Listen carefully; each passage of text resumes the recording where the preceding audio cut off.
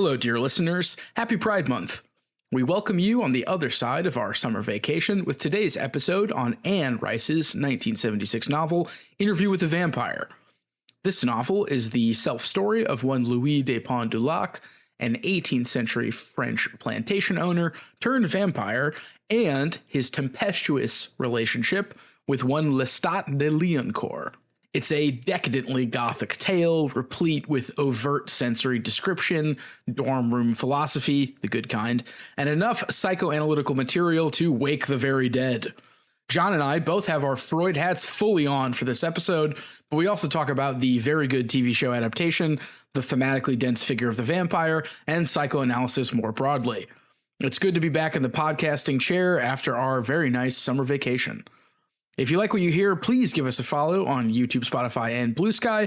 Stay tuned for more updates as well. The summer season is going to be announced quite soon, although we do mention what we're getting into later. We've got a doozy season planned, and I'm very excited. As always, we hope you enjoy the conversation.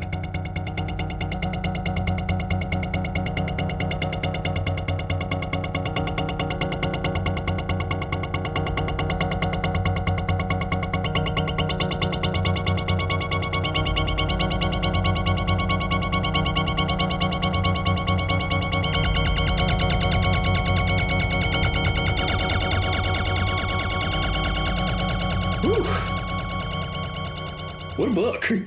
Yeah, what a book.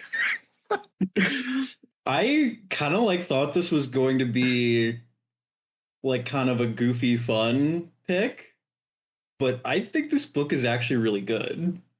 Yeah, I was reading it at a bar, and I was just drilled to the page. And the bartender came over and was and for some reason the bartender was talking in a low voice, and so every time he'd come over and talk to me, my head would just snap up from the book, and I would be like, "What?" I think it was right about when they get to the theater of vampires scene. I was like, "What the hell is going on?" Which I have thoughts about that, but yeah, I was I was mesmerized for parts of this book. If you read on Bad Reads, there are people complaining about the overwroughtness of it, but I actually think it kind of works. I don't know why. It's gothic. Yeah, exactly. It's a gothic tale. So yeah, no, I mean, keeping the powder dry and everything, but I think that what I appreciate so much about this book, and I'll talk about this in the episode, completely unironic. Yeah. This is just, and it's very interesting because Anne Rice will then go on to write, it does get very silly goofy from here. Okay, because I was going to ask, if you know where the book goes, because I was curious as to, what the tone would be like, because I feel like the ending of this is kind of depressing in a way that I enjoyed, and I was it's crazy to think that she writes 20 more books after this or something. I think 13 books in this series. Wow. Okay. So the second book in the series is The Vampire Lestat, which should tell you who the main character is, and here is the first paragraph of that book. I am the vampire Lestat. I'm immortal. More or less. The light of the sun, the sustained heat of an intense fire, these things might destroy me, but then again, they might not. I'm 6 feet tall, which was fairly impressive in the 1780s when I was a young mortal man. It's not bad now. I have thick blonde hair, not quite shoulder length, and rather curly, which appears white under fluorescent light. My eyes are gray, but they absorb the colors blue or violet easily from surfaces around them. And I have a fairly short, narrow nose and a mouth that is well-shaped, but just a little too big for my face. It can look very mean or extremely generous, my mouth. It always looks sensual. I have a continuously animated face. And also it's 1985 and he's a rock star now. Wow. Holy character select opening paragraph. It feels like Anne Rice was just building the character in the character menu based on the details from the previous book. Well, you have to remember that is all her basically describing how she sees her sexy husband. Oh, right. Yeah. Stan. Yeah, Stan. Also, I like how that opening paragraph had a little bit of a record scratch. You're probably wondering how I got here. Yeah, no, absolutely.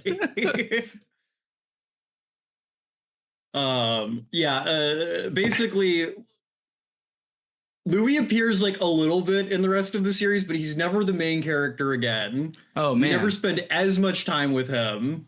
Um, Lestat basically goes on a bunch of wacky adventures. I think he gets abducted by aliens at one point, even in like one of the way further books. Wow. Okay. Yeah. So yeah, it's one of those things where like I feel like a lot of people read the first book and they're like, this is amazing.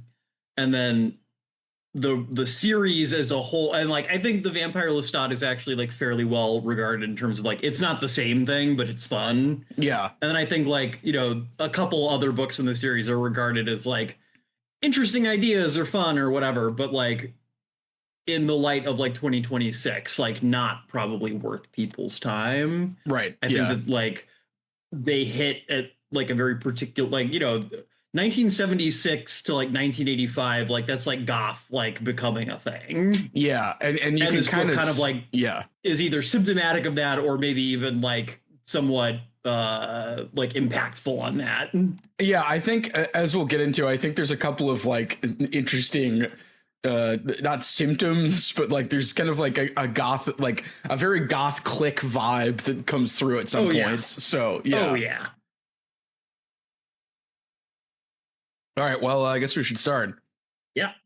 Welcome back to the Infinite Library podcast, listeners. I'm your host, Ben. And I'm your host, John.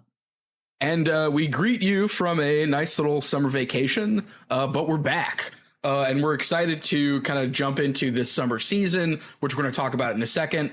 But for those of you who are following along, we should do a brief recap of what we spent the last season reading, just to see if there's anything we learned from bringing woke back, because we started that season. We said we're bringing woke back. Now woke 2 is a thing, apparently. And I think we were contributing in some small way, albeit minuscule, to woke 2.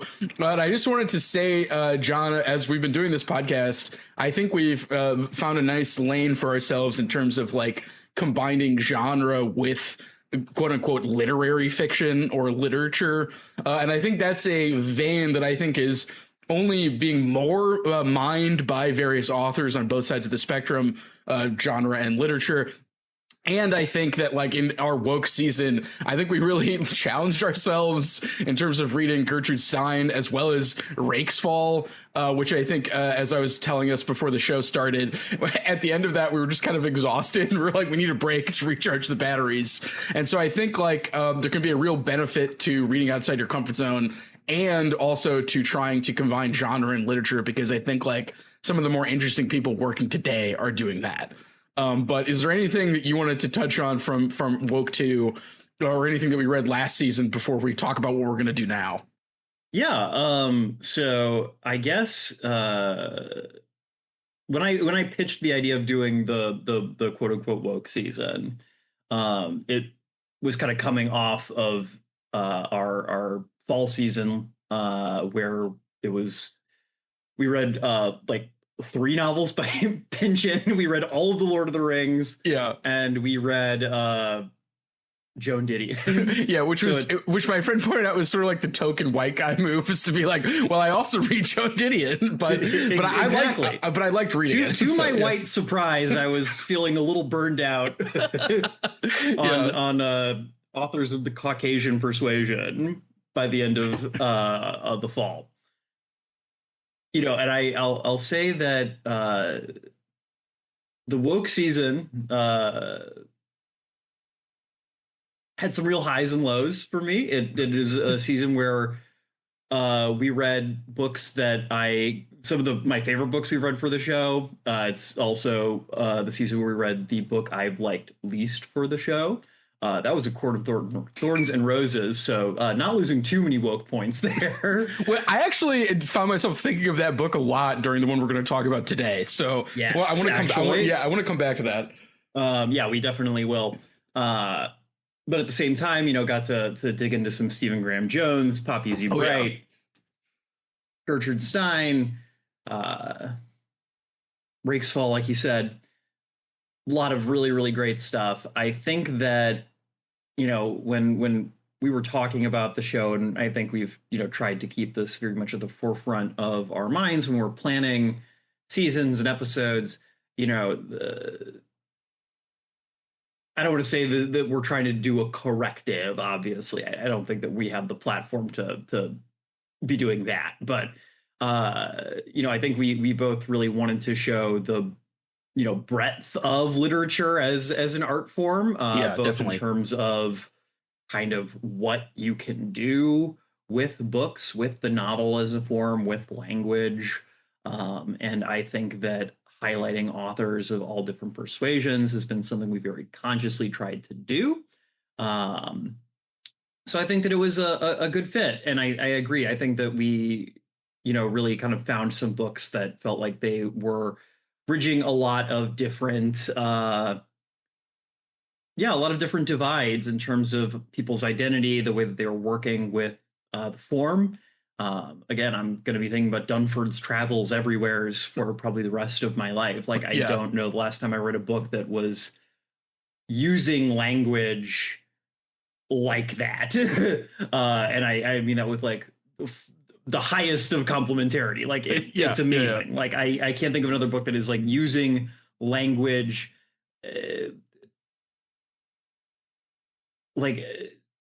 it's almost like a cubist novel. For sure. Yeah, like getting all perspectives on some like puns, like basically speech that's rendered in puns. So you see several perspectives at once. Yeah, it's I feel like someone, walking into like a gallery of Montmartre in, the early 1900s and seeing Picasso for the first time, just being like, you could do that? What? Well, and too, like the fact that, people always go back to James Joyce on the source of that, but there's just as many like other people doing that. You just have to go find them.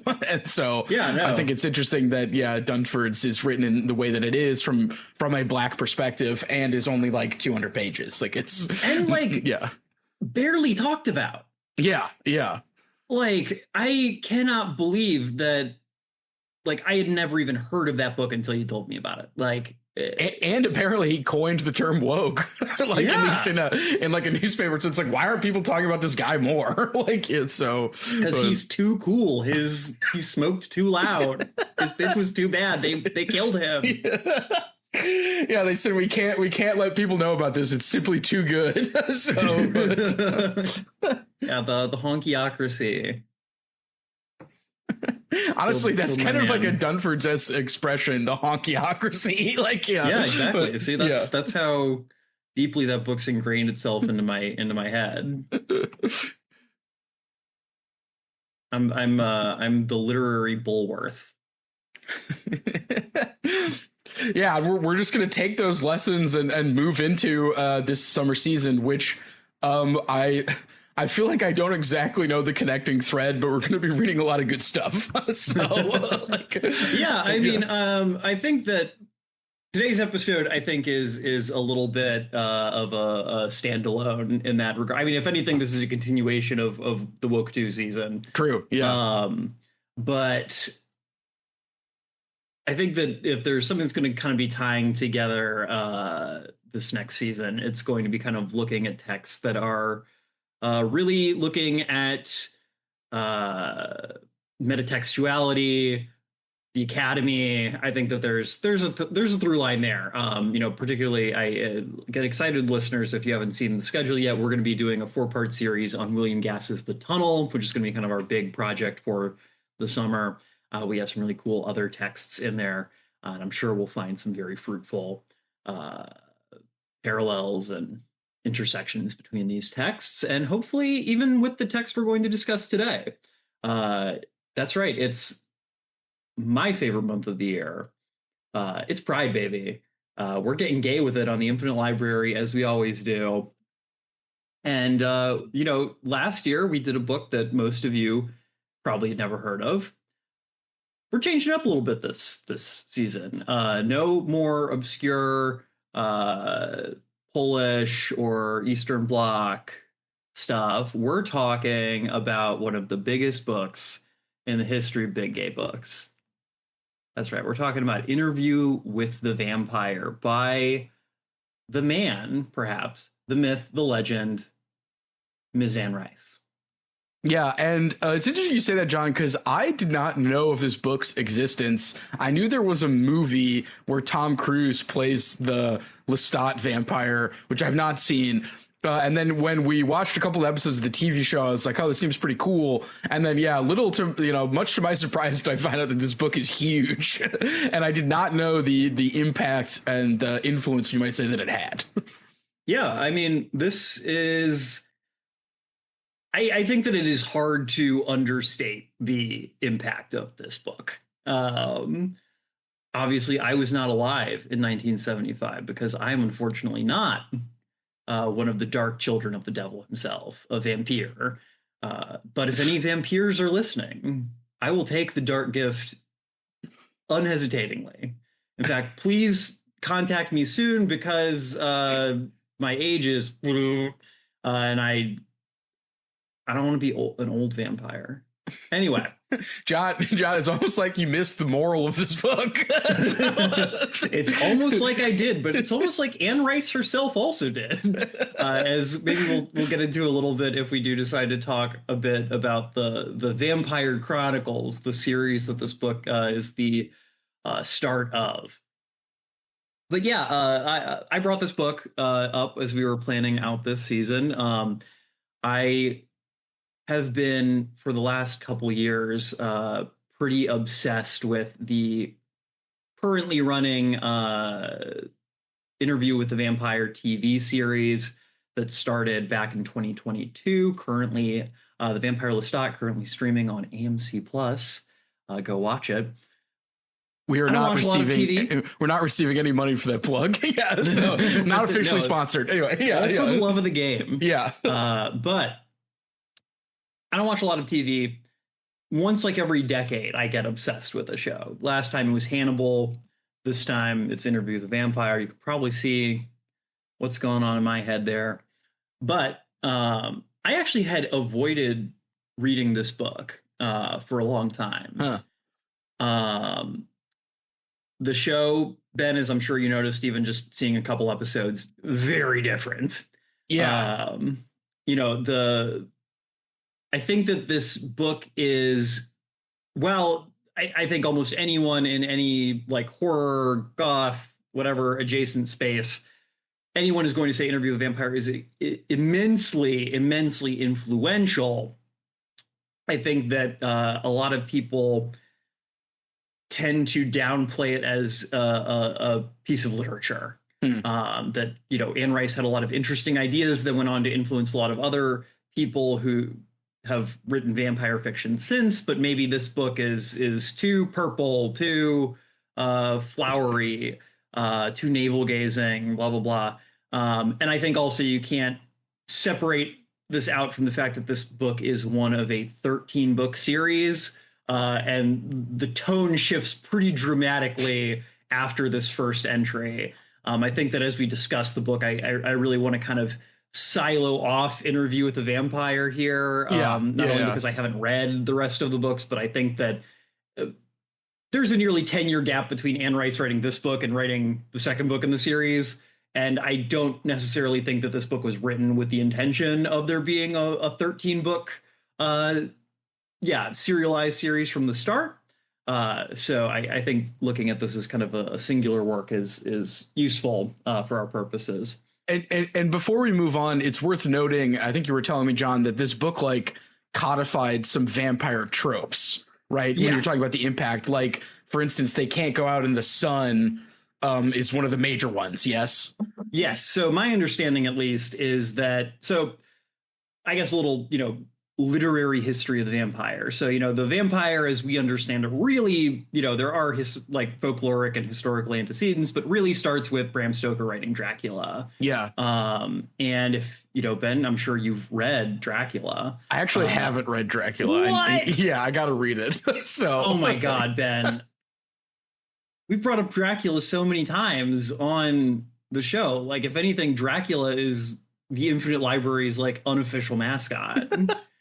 I mean, I've heard Dracula. I've heard that book has an interesting found document aspect to it. No, it's a found footage movie. It's actually no, Dracula goes so fucking hard. We're definitely going to do that here in the fall. We have to. Because it's so fucking good. I've read Frankenstein. I don't know if there's a Wolfman book, and I haven't read Dracula. So it's Dracula goes so fucking hard.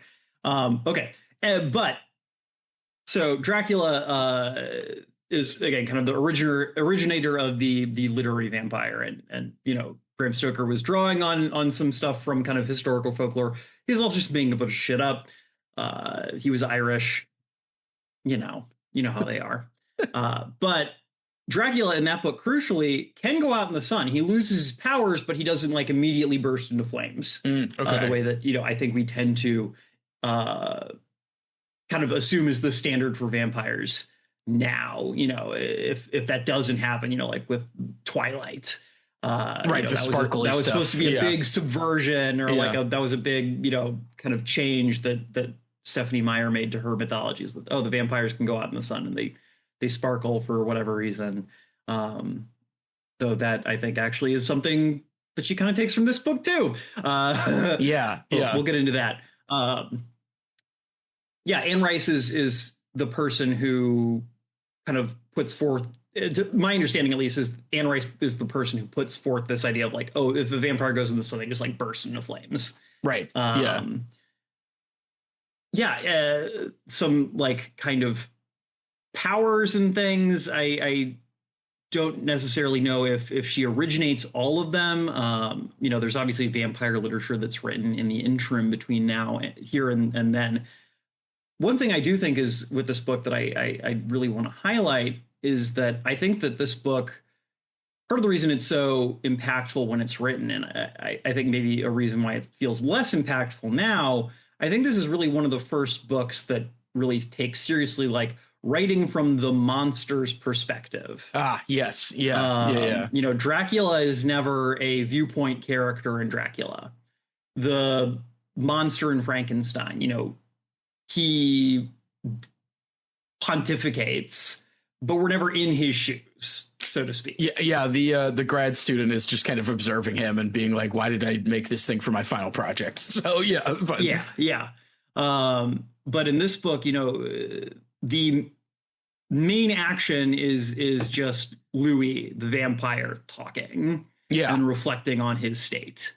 And this book doesn't really pull punches with what being a vampire means. Again, I think that when I think about a lot of contemporary vampire fiction, you know, there's a very strong vein of kind of wish fulfillment, power fantasy vampire fiction, you know, where it's like, oh, vampires don't have to kill people. They can just like drink a little bit and you get all the superpowers, but really none of the downsides. You know, vampirism in this book is kind of seems like it sucks a lot of the time. You know?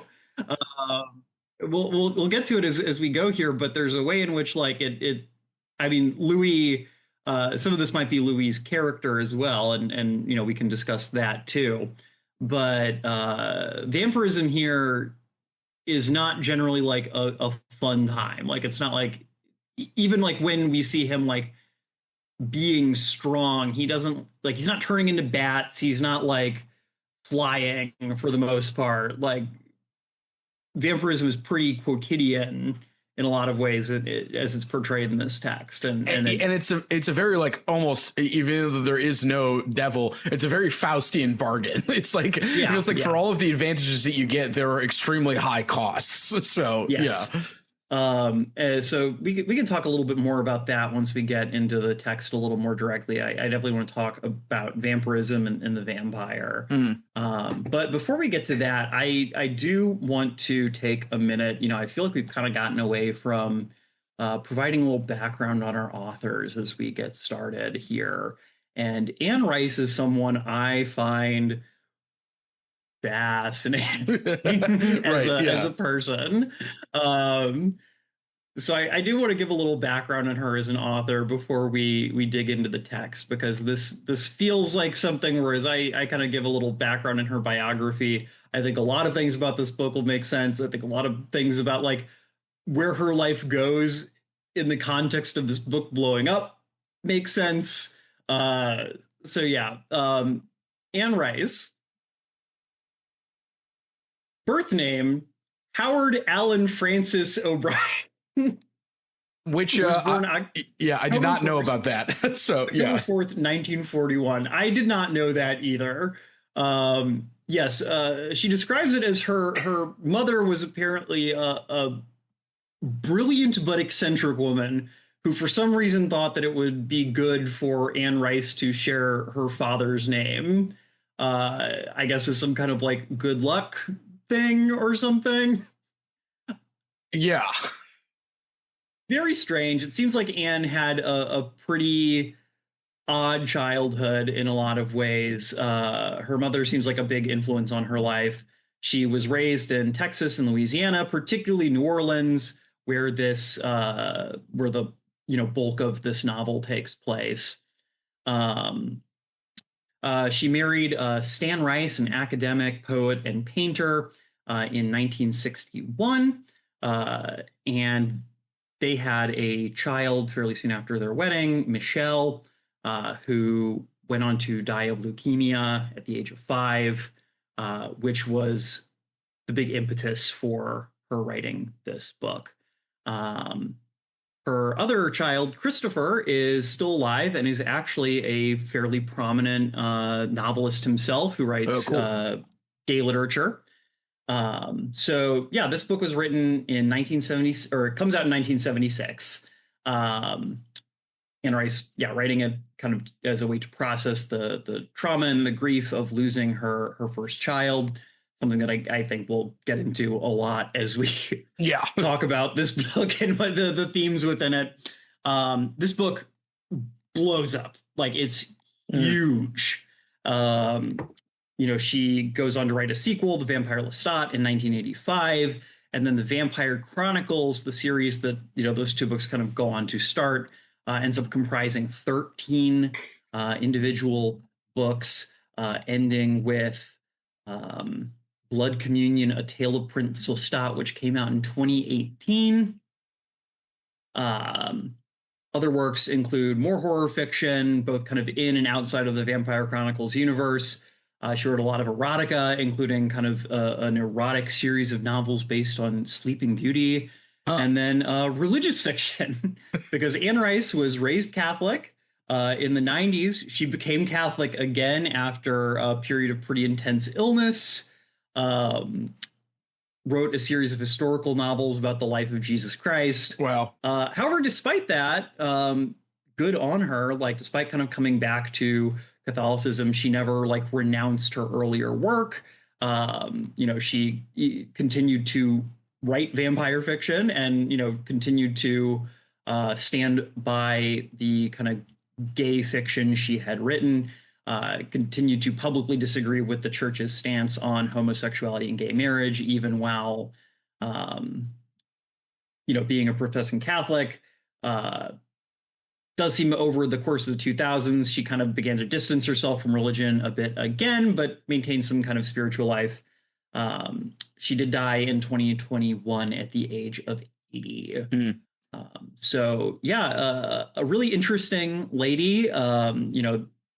I've seen a lot of amazing clips of her getting interviewed in the 80s and 90s about this book, dressed to the nines and black lace wedding gowns. Nice.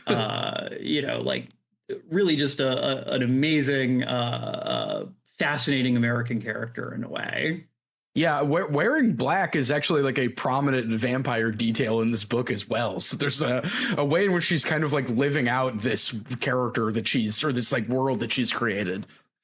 Yeah, I think that there's something interesting, and I cannot say that I am personally up enough on subcultural history to kind of say exactly how this all works. But in that gap between 1976 and 1985.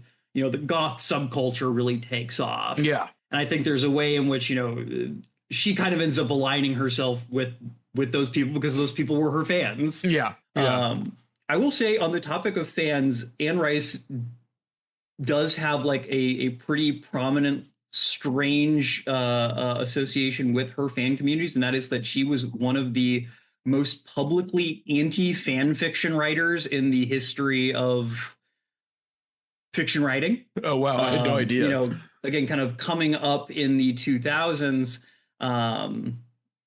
as all these sites like fanfiction.net are getting big, she publicly tried to disallow fan fiction, citing, of her characters, citing copyright issues. I think that you can't really separate that out from, in particular, this book being her most popular. The fact that these characters are very personal to her. Yeah. But I think it's interesting. I think that, again, kind of her place in history as someone writing at the particular like time and place she is, she kind of ends up being someone who people like want to write fan fiction about her characters, but like she's old enough that is a really like alienating thing. Yeah, it feels like her property in that way. Yeah. Anything interesting you picked up on in terms of Anne Rice as a character, Ben?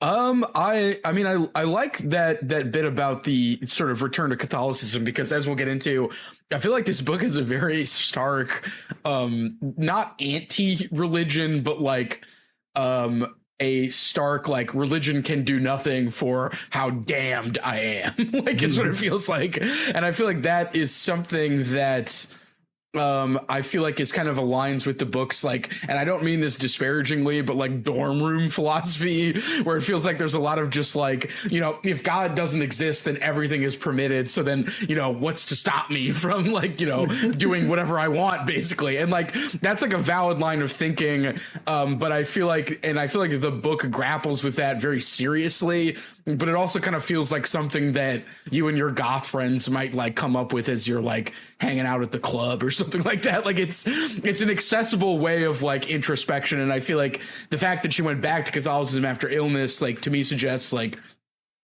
while as much as this book may be against it, she herself is not like above still using those things to make sense of the world and what happens to her. So I don't know. That's an interesting arc. And I like that she didn't renounce her previous stuff, because I think it's like all related. So. Yeah, absolutely.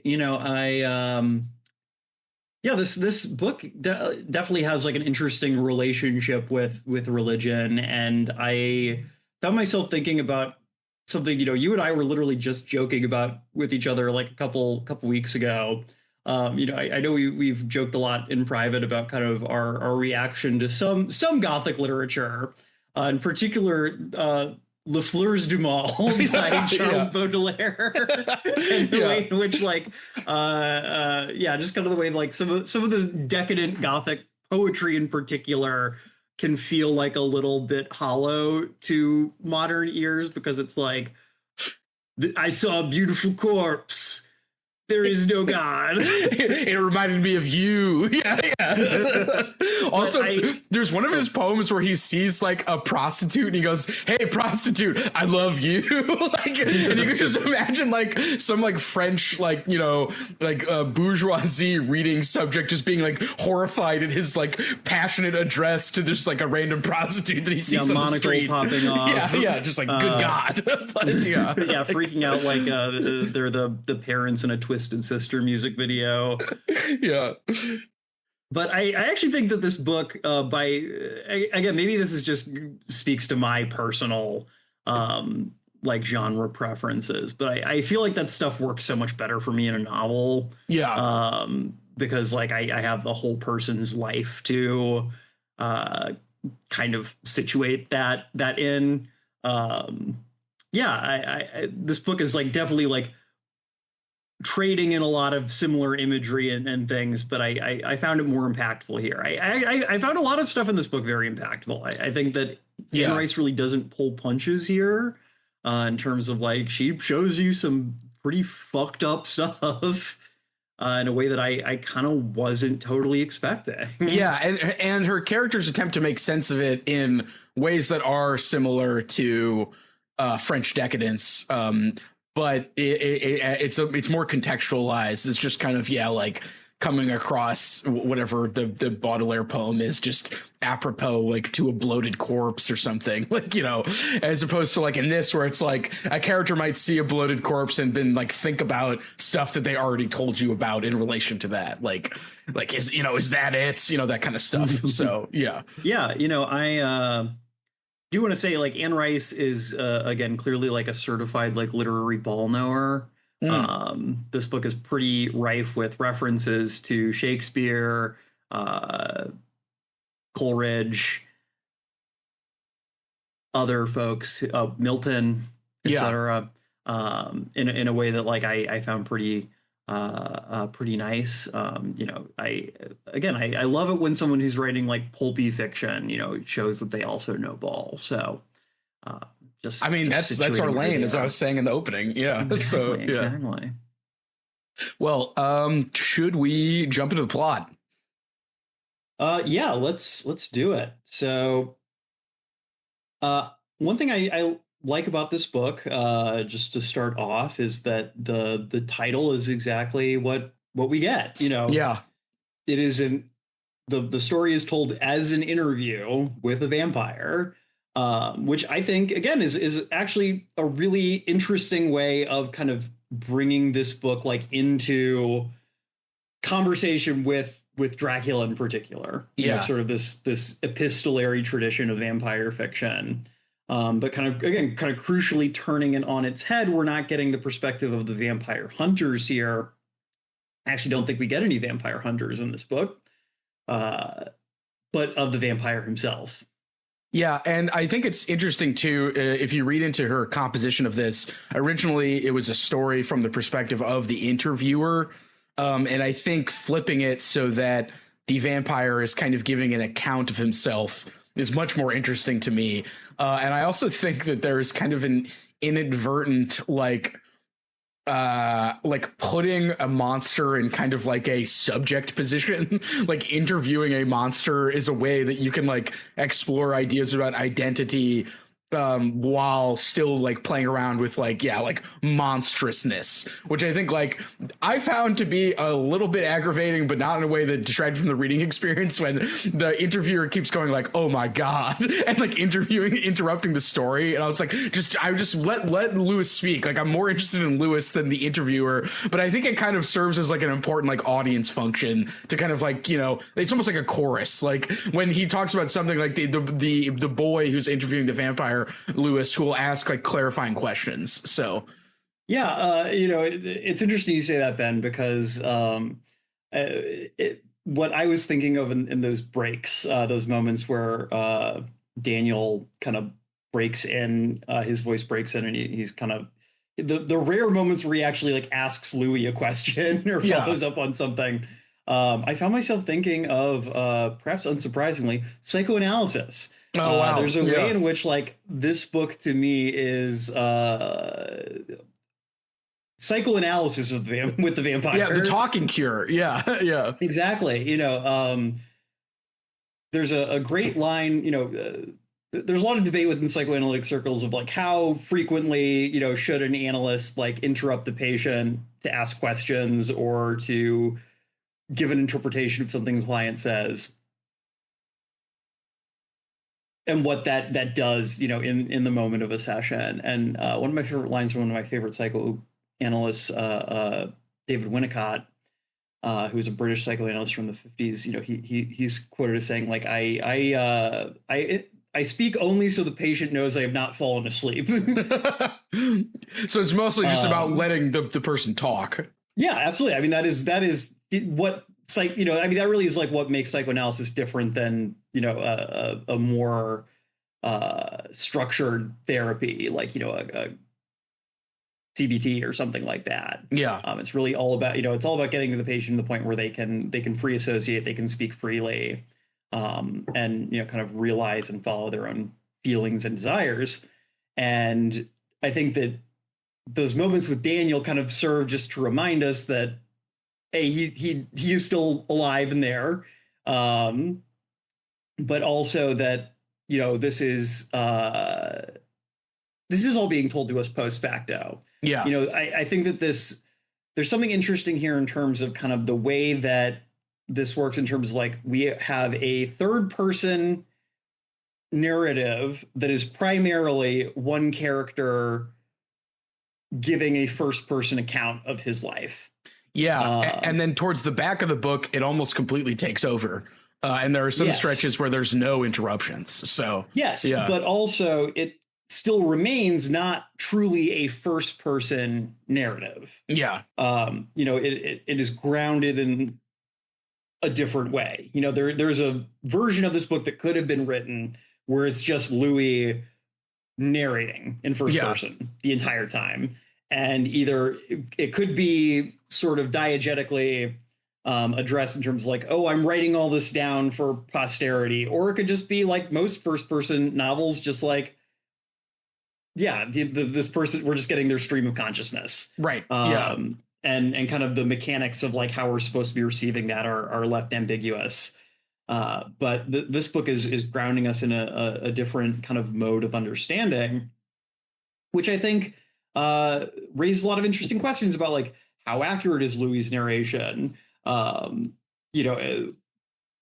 I know I said I kind of want to silo us off to this book, but we kind of find out right at the beginning of the second book that Louis gets a lot of things wrong, or has a lot of kind of biased understandings of events. And I think that there's still room to kind of doubt him as a narrator here in certain points. Even kind of leaving the Vampire Lestat and the rest of the series kind of off to the side. Well, I feel like it even happens with the portrayal of Lestat, where so Lestat is the vampire who turns Louis, the vampire is being interviewed, into a vampire. And I feel like Lestat's characterization changes to me, where he comes across as kind of like boorish and controlling.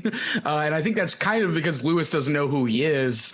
And then later he gets these great monologues that are like kind of a defense of the like esthete vampire position, like the idea of like being a vampire and enjoying it, versus Louis, who is coming to grips with being a vampire. He's being a vampire and he hates it because he's clinging to his humanity. He doesn't like killing. He's not an aesthete yet. And I think like there's a way in which because I saw the show, and I don't want to talk about the show too much, but the show almost snaps to that later characterization almost immediately, because that's to me the more interesting one.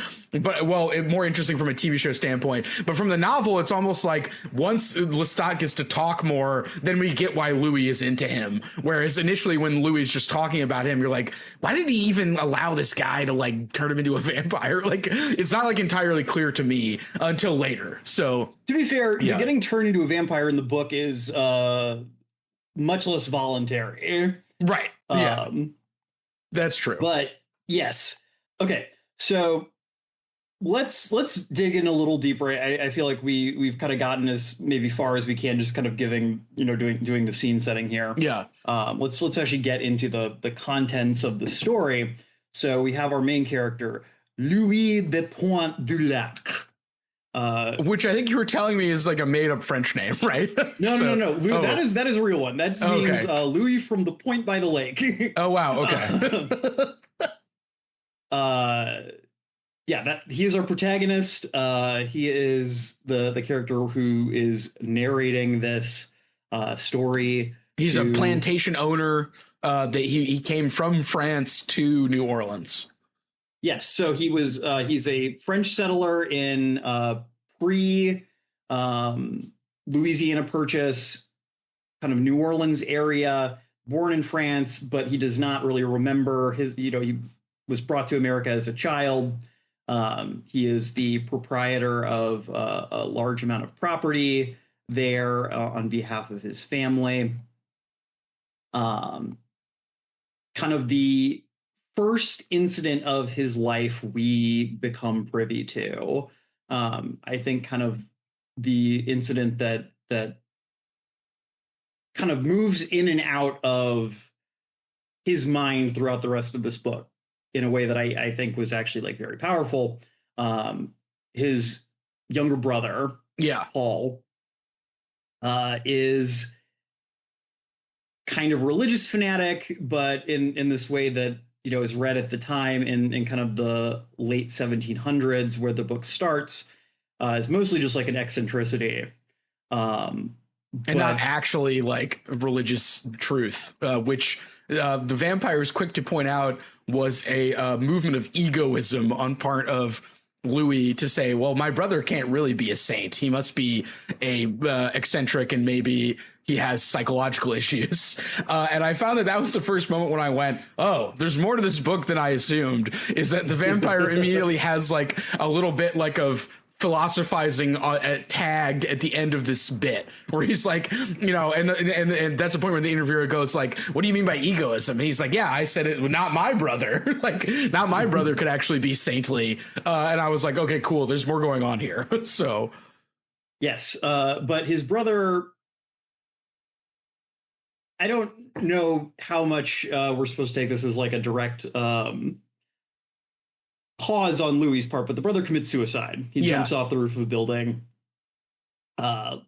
Clearly, at some level, like led on by, you know, this religious mania he's experiencing.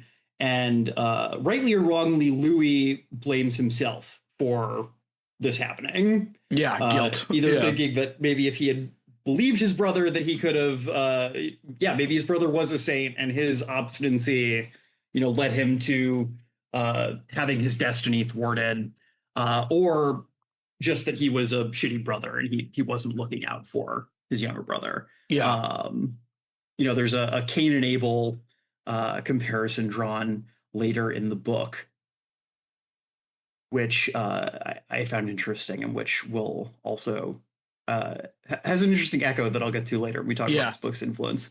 That is kind of the original sin, so to speak, in this book is Louis feeling that his passivity, or not his passivity, but his lack of care for his brother led his brother to die. Well, I think his passivity does come back, so I would also accept that, because that seems to be another thing that comes up. But yeah, I mean, I think it's a little ambiguous in the case of Paul, how much of it's passivity versus how much of it, like, Louis portrays himself here as someone who is contemptuous of his brother.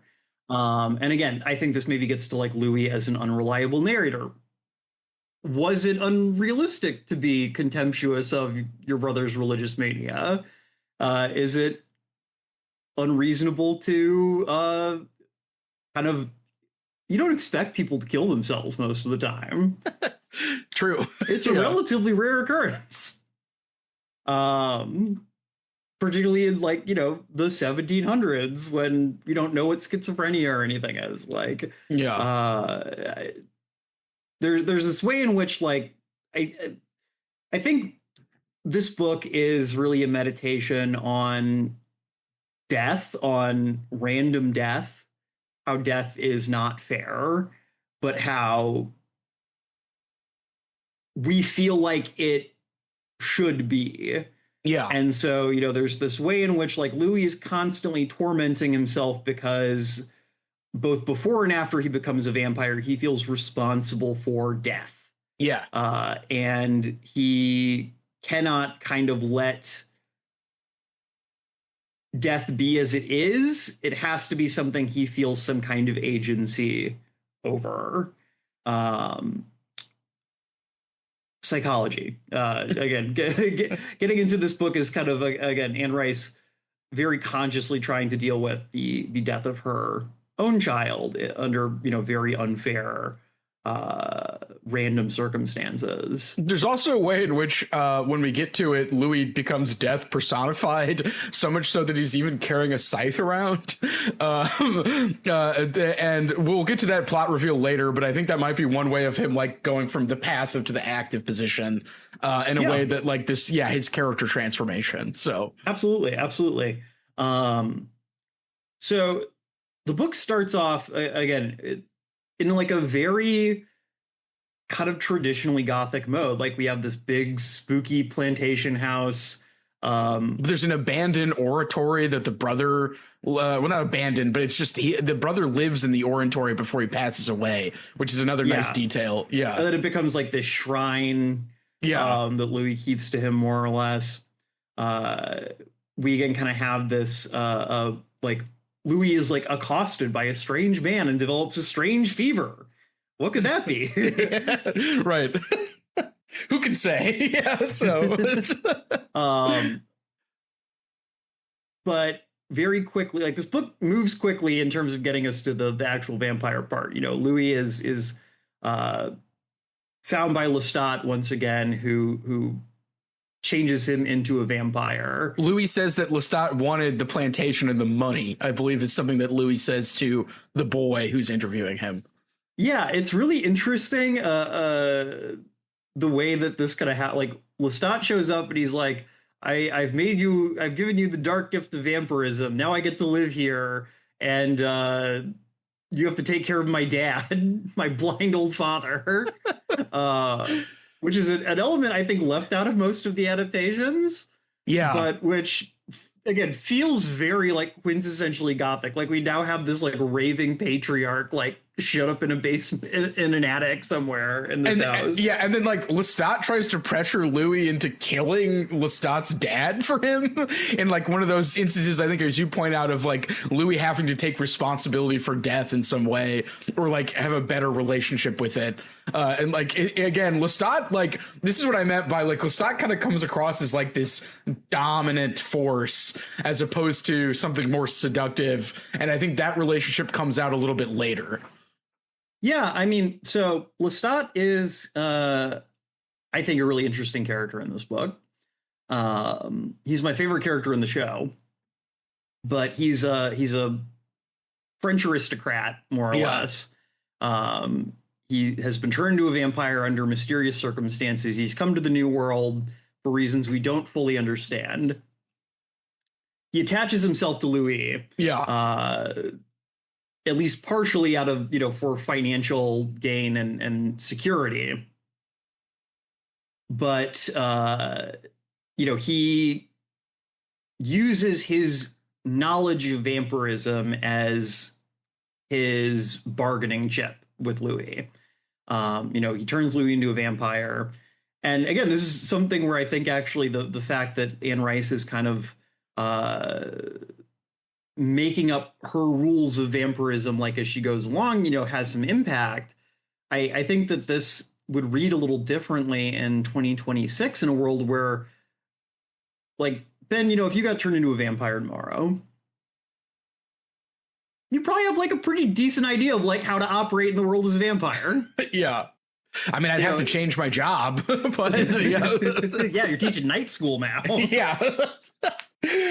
Yeah, I just can immediately get hired to teach night school. I'm sorry, it's a mental problem. It's like a health issue. I can't teach during the day anymore. So. Yeah, wear cool sunglasses everywhere.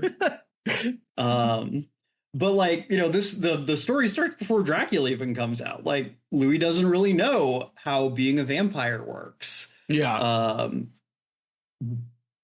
I think that it's interesting, Anne Rice kind of hammers this home by taking the things that Louis thinks he knows about vampirism and very quickly being like, those are not true. Right. Crucifixes don't do anything. Garlic doesn't do anything. And so he's immediately like doubting his knowledge of his own sense of self, and Lestat takes advantage of that. And he can see his reflection too. Isn't that like one of them that they talk about? Yeah. Lestat makes fun of him for thinking he's not going to be able to see his reflection. Right. And Lestat kind of uses this information to kind of control him, where he's like not quite telling him like how he was made into a vampire. He doesn't tell him how Lestat was made into a vampire. There's a kind of like withholding of information that's used along with the sense of self that you pointed out to kind of like it's an unequal power relationship as opposed to like a mutual one. Yeah, no, it's very like BDSM coded. There's it's really interesting because this book is, as I said, incredibly gay, but like it's still somewhat subtextual. Yeah. There's never a point where, again, this is a big change from like the current TV show, which is very much putting itself in the lane of kind of like gay fiction. And there's like even a scene where, Lestat, Louis calls Lestat queer and he's like, I'm non-discriminating. Right. Because he's bisexual. Yeah. Anne Rice is not writing in a world where that's, necessarily what you're going to put front and center in your book. And so, this it all feels very coded. And what is front and center to me is the relationship between two male partners essentially who have a life together. And I think one subtextual element of this is like that. The act of killing as a vampire is so good that there's almost no need for any sexual activity, which I think like the book doesn't say, but the way in which like the act of killing is described in such like sensual, sensory overloading detail, you're like, oh, this is like, the one thing that any vampire needs, obviously. But well, there's something interesting there, but in terms of like kind of this initial phase of the story where Lestat is like just turned Louis, I thought it was incredibly rich symbolically that Lestat turns Louis and then he's like, you have to sleep with me in this coffin now. The same coffin. So which I don't know if they make coffins bigger back then, but he has to like lay on top of him too. It's this thing where it's like it is like this incredibly rich connection between like death and gay sex that I found just fascinating. The coffin plays like is a huge image in this book in a way that I found very, very interesting. I really love the whole idea of like vampires sleeping in coffins. I don't know about you, Ben. I think coffins look really comfy. It reminded me in the old Murnau Nosferatu where there's that shot of Nosferatu carrying his coffin and he looks both ways before crossing the street. Because I think in Nosferatu, it's like it has his like the soil from where he's from, I think, and he has to like recharge.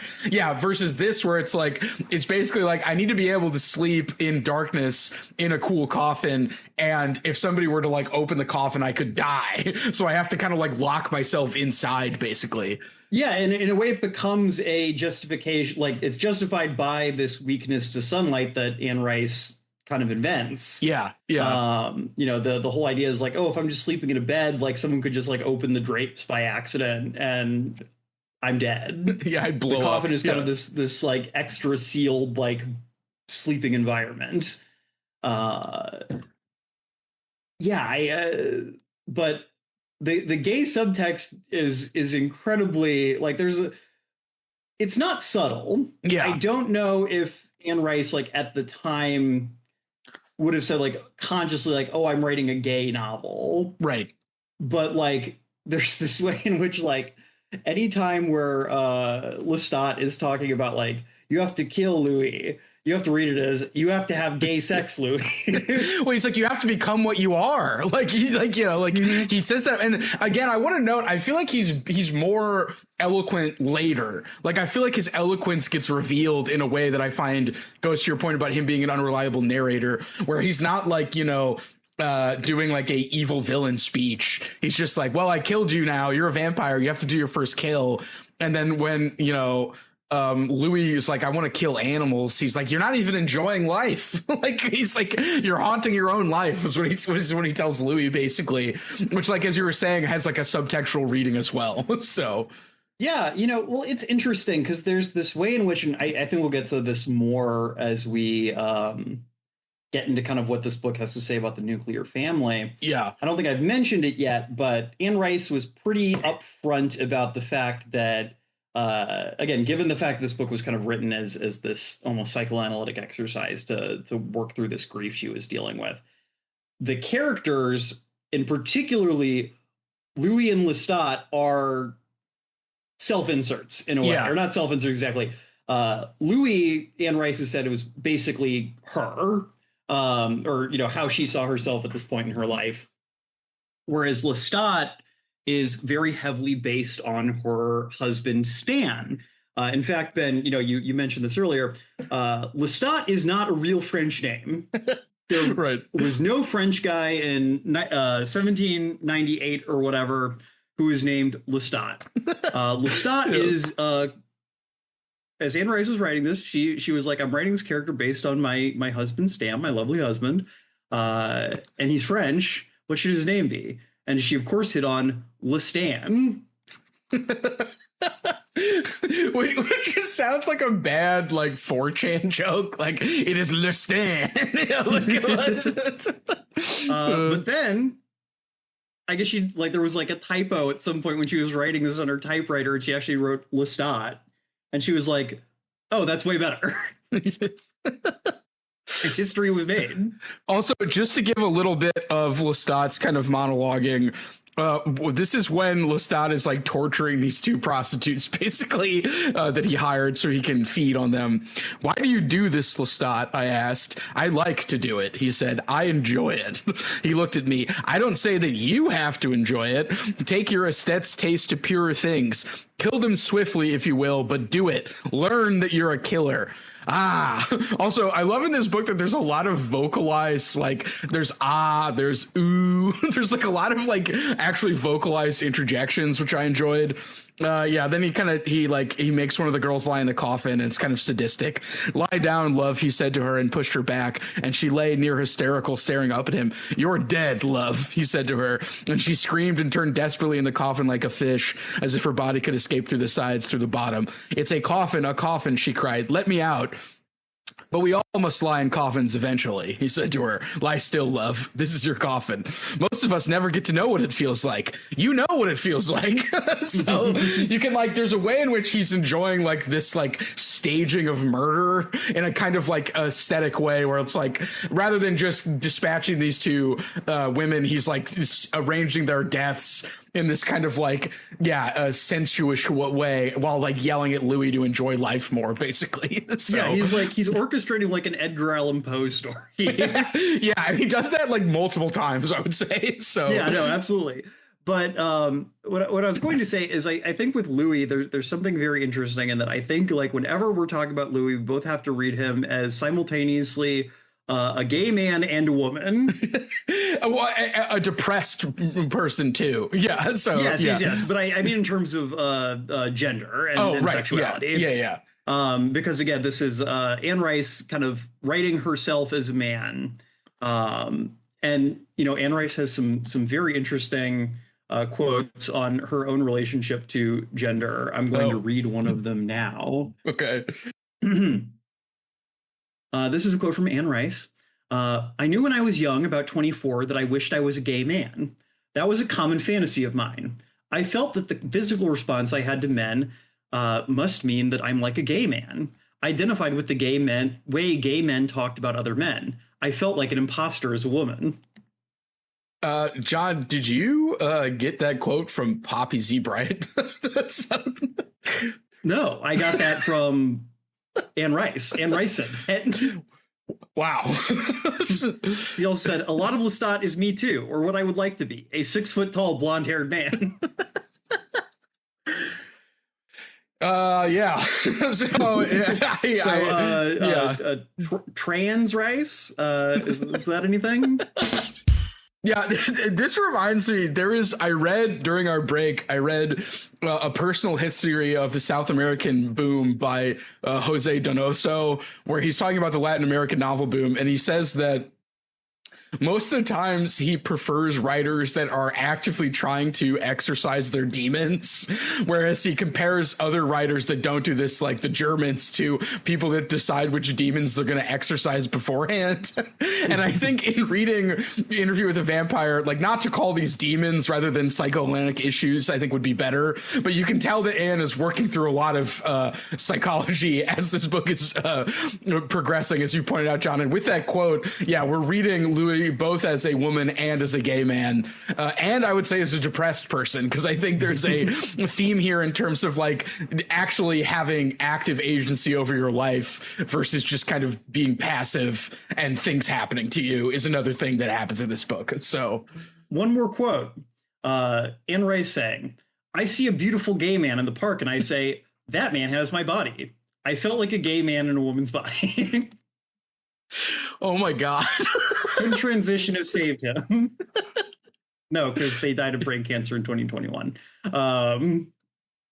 But so when I say that, I had a broader point to make here in terms of kind of this initial relationship with Lestat. When I say that I read Louis both as a gay character, but also like kind of as a female character. Yeah. And that is that the way that Lestat acts, I think it reminds me a little bit of kind of what we read about like in our Pride special last year, kind of this desire for like a brutal man to like initiate you into the sexual world. Yeah. I feel like this is something that is obviously still a thing in all sex to some degree, but like has been more problematized in like current discourse. Yeah.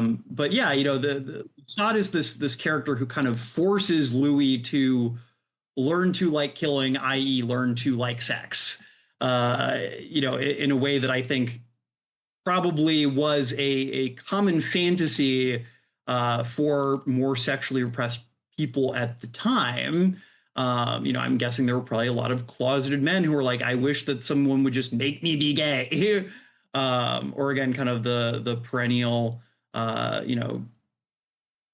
fantasy of like, oh, I'm, on my wedding night, I'm a virgin and I meet this man who initiates me into, the mysteries of the flesh. Well, whether I want to be or not. There's an interesting parallel there between that and A Court of Thorn and Roses, which is like not being as upfront about it, but the idea of like, I wish that there was a prince who kidnaps me and takes me to like a house where I'm forced to live with him and then fall in love with him and then have sex. That those two are like not unrelated, I would say. Yeah. So I mean, this desire to like have sex, but also to put up just enough of a fight about it that like you can maintain like your virtue.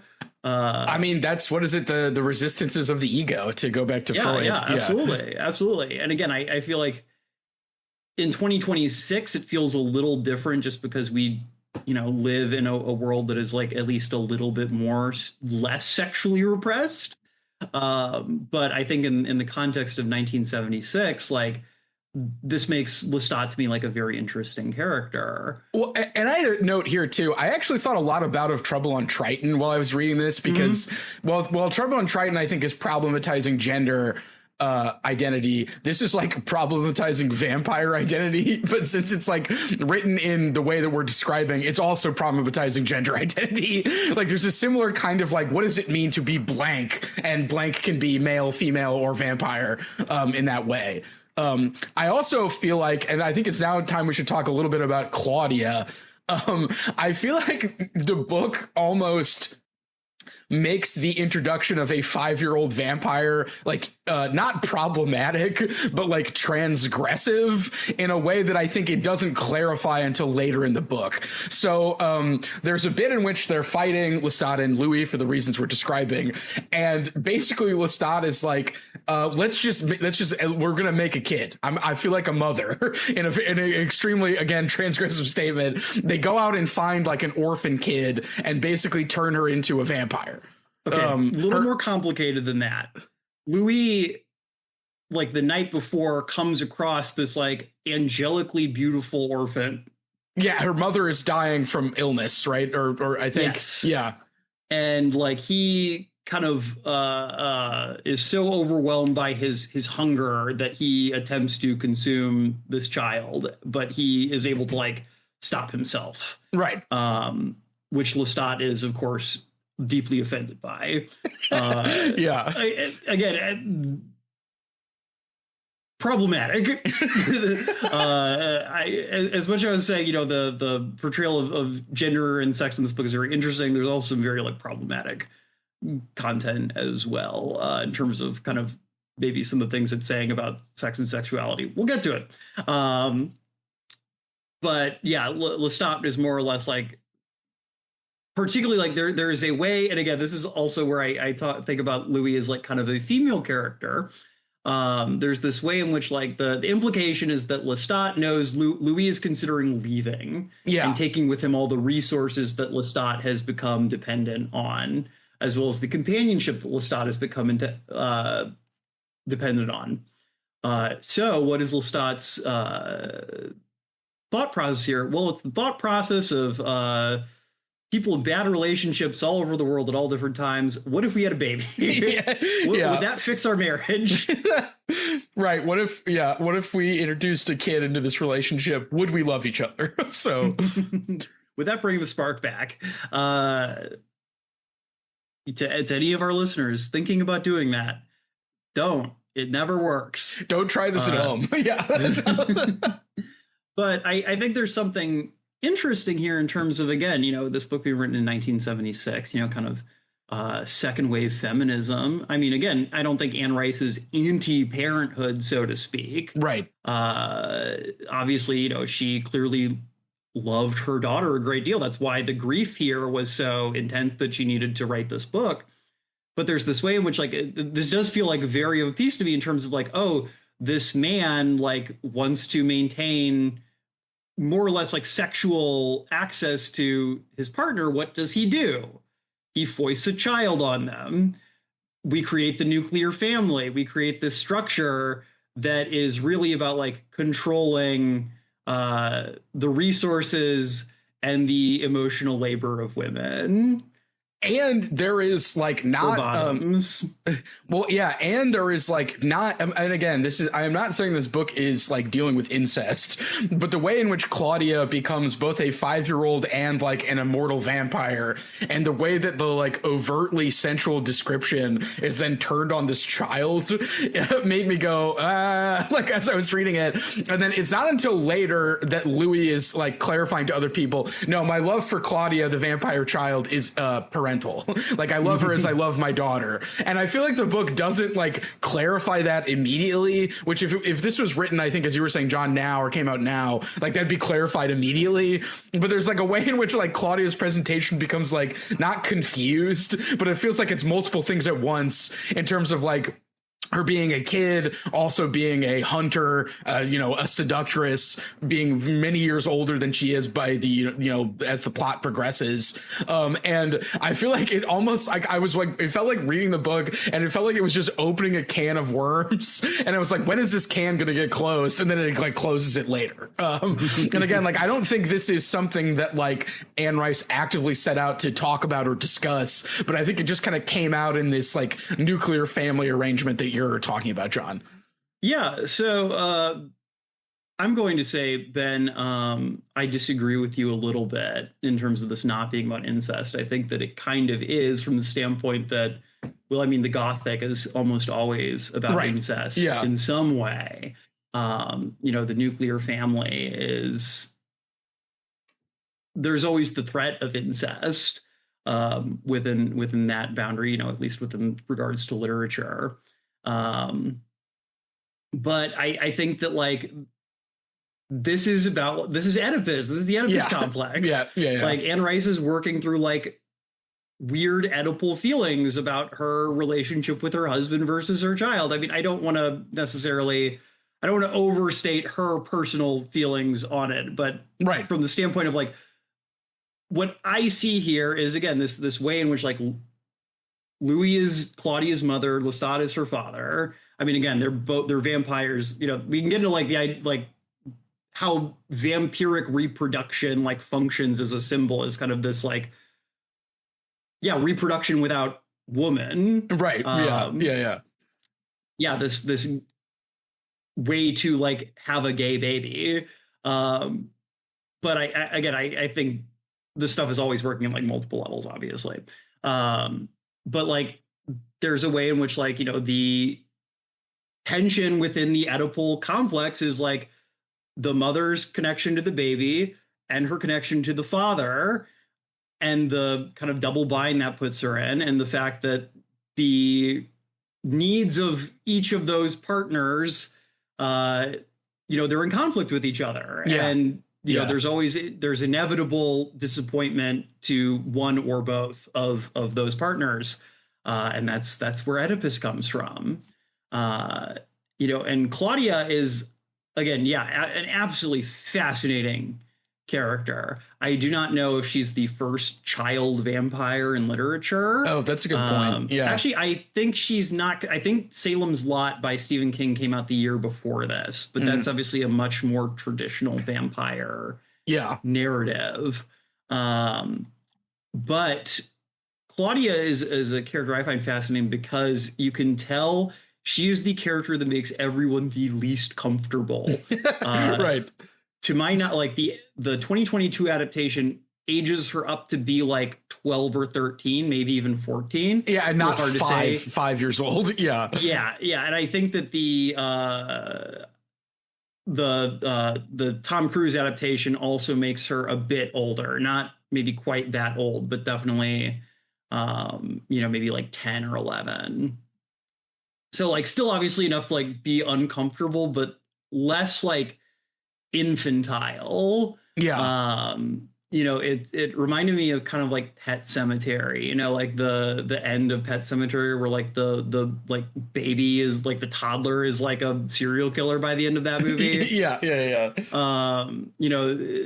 And yeah, it gets really creepy as it goes on. There's when they get to Paris later in the book, and it's describing like how she's like buying all these like adult things, like not sexual things necessarily, but she's buying like adult clothes that have been sized for a 5-year-old, jewelry, things that a 5-year-old should not want or need.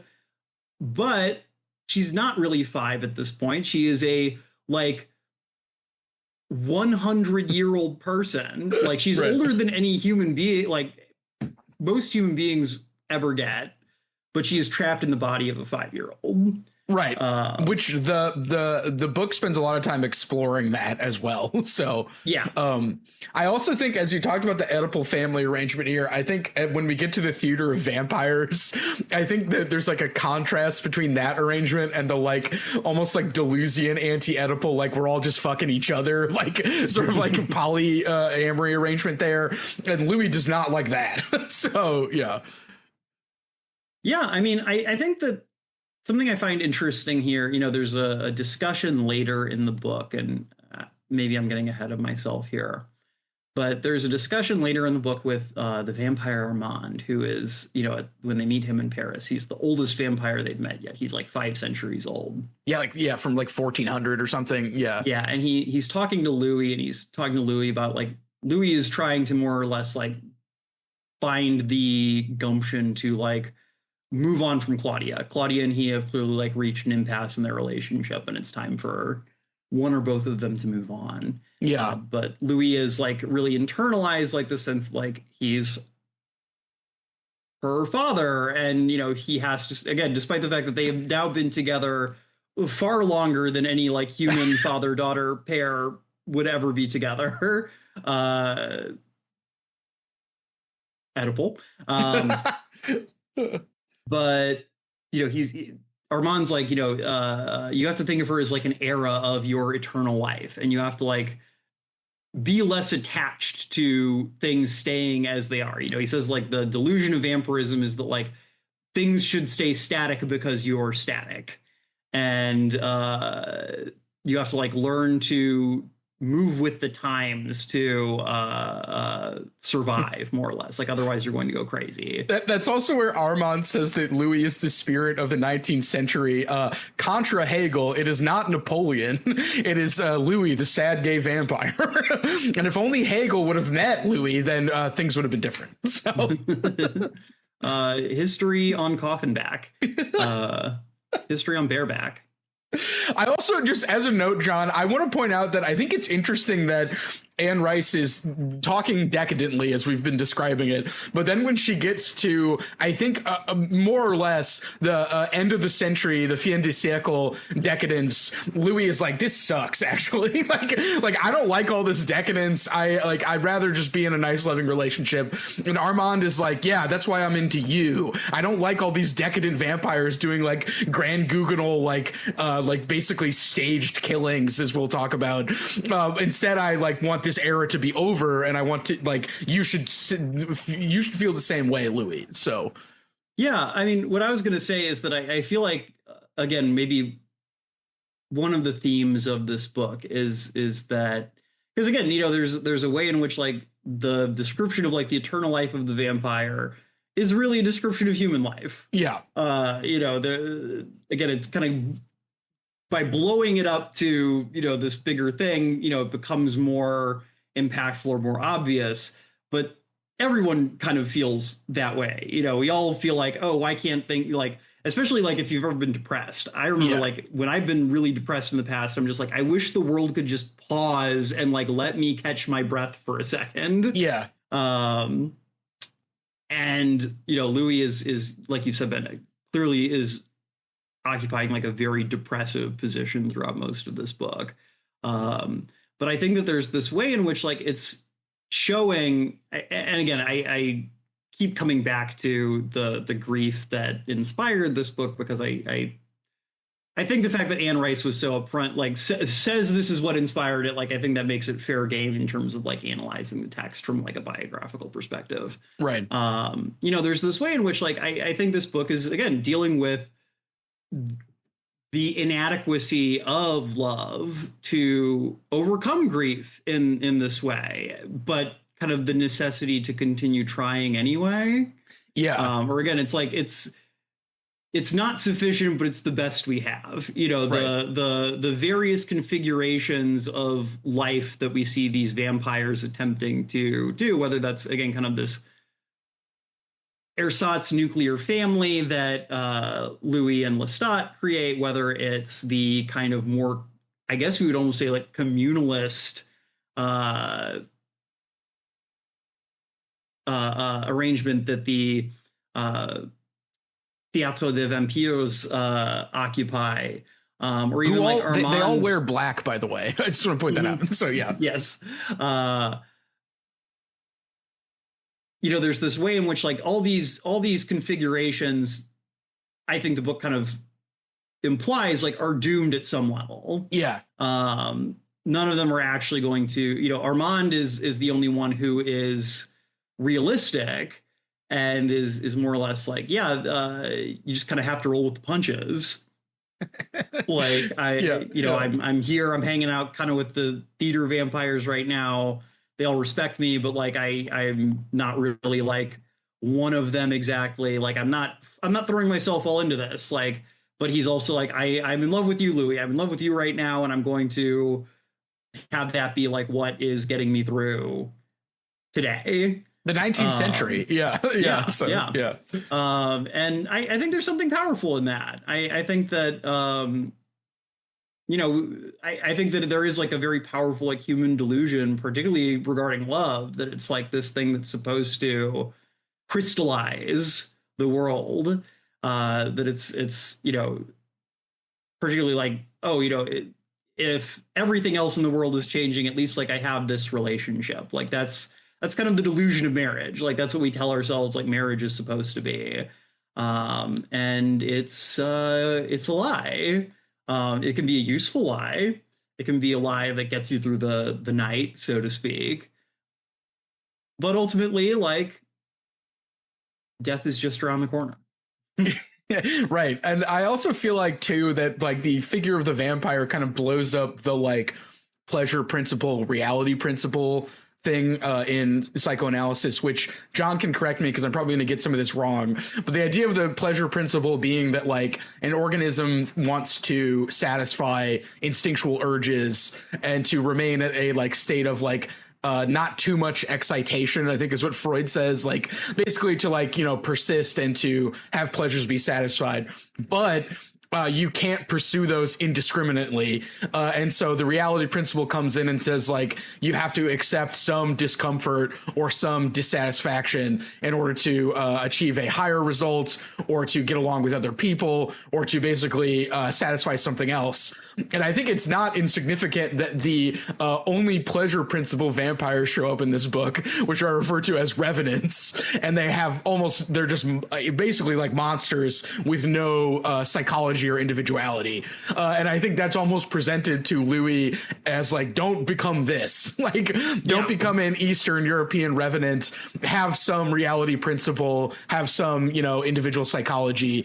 And I think it's interesting those kind of appear in like one of like part 2 is only like 50 pages where Claudia is like, let's go find out about our origins. Oh, turns out they're all monsters. And then they like immediately like, all right, we're going to Paris after that. But To your point, John, I think there's a way in which Anne Rice is like, yeah, use the figure of the vampire to blow up these ideas about, blow up as in like make them bigger, these human ideas about like relationships, change, as well as like reality principle, pleasure principle type stuff.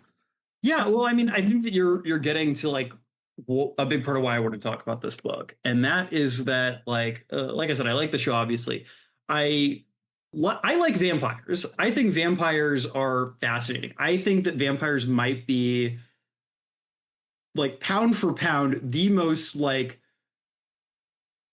dense like symbolic construction that humankind has ever like come up with. Like the sheer like range of things you can do with vampires. You know, there you know, again, there's stuff we're talking about right now in terms of like sex, death, hunger, urges, humanity versus animalism, or, you know, savagery. You know, they can be about class, they can be about race, they can be about gender, they can be a straightforward power fantasy, they can be horrifying, they can be monsters, they can be romantic, they can be terrifying.